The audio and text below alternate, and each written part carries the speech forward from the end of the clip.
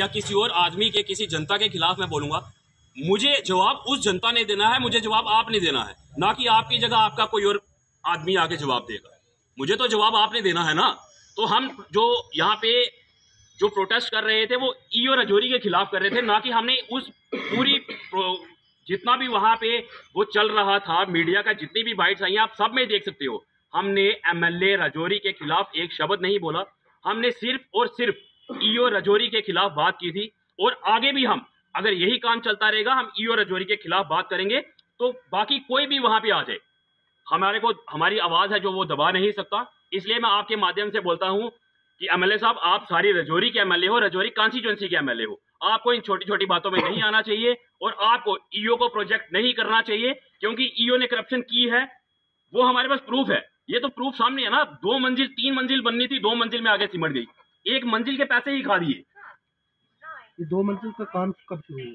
ये लगभग 2021 में काम स्टार्ट हुआ है। 2021? हाँ, और 2023 में लगभग ये काम कंप्लीट खत्म हुआ है। 2023 के बाद आगे काम नहीं शुरू हुआ? वो 2 मंजिल के बाद आज तक काम ही नहीं हुआ ना कभी।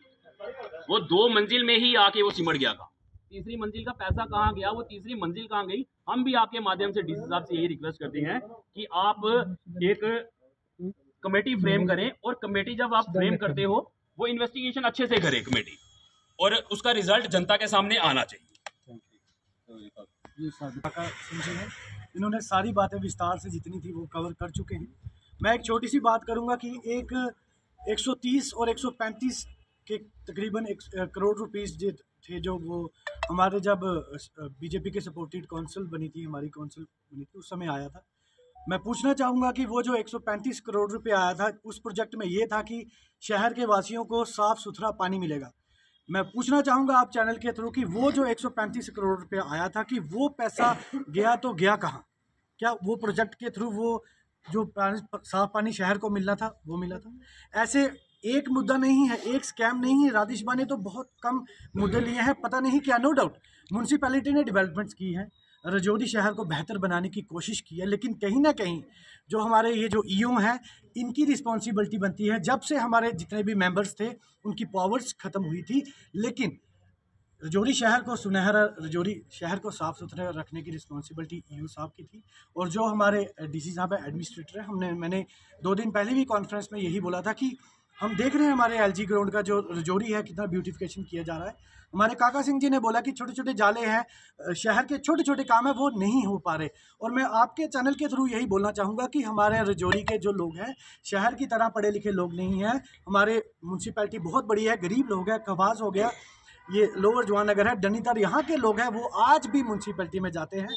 उनके छोटे छोटे काम है, जैसे डेथ सर्टिफिकेट है, बर्थ सर्टिफिकेट है, वो आज भी नहीं होते, क्योंकि उनको पूछने वाला कोई नहीं है। करप्शन का लेवल इतना बढ़ चुका है कि हद हो चुकी है। मैं आपके ही चैनल से, जैसे हमारे राजेश भाई ने बोला कि जैसे आप हमारी यहाँ पे प्रेस कॉन्फ्रेंस कर रहे हैं, आप ईओ साहब को भी सामने लाइए, ताकि राजौरी की जो आवाम है, राजौरी की जो जनता है, उनका जो हक है, राजौरी की जनता है वो सफ़र ना करे।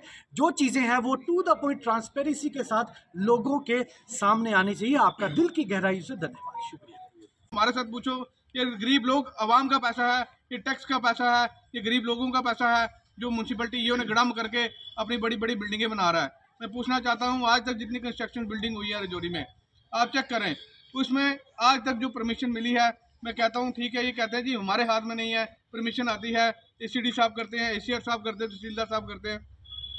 लास्ट में जो फ़र्क है, जो ईओ की पोस्ट है, उसका फर्ज यही है कि वो जो परमिशन खुद देनी है उसको, वो परमिशन को रोक सकता है, बोलता है जनाब मैं रोक सकता हूँ इस परमिशन को। बट ईओ साहब जो है, जिसने 4 मंजिल बनाने से उन्होंने बोला जनाब 2 और बनाओ। मैंने फिर जोड़ा जाना, बाहर जाना, तो 2 और बनाओ, मेरे को वापस को पूछने वाला है नहीं है यहाँ। उन्होंने जहाँ 4 बनती थी 6-6 बनवाए साथ होके। तो मैं ये ईओ साहब को जो है, मेरा सवाल निशान है जनाब।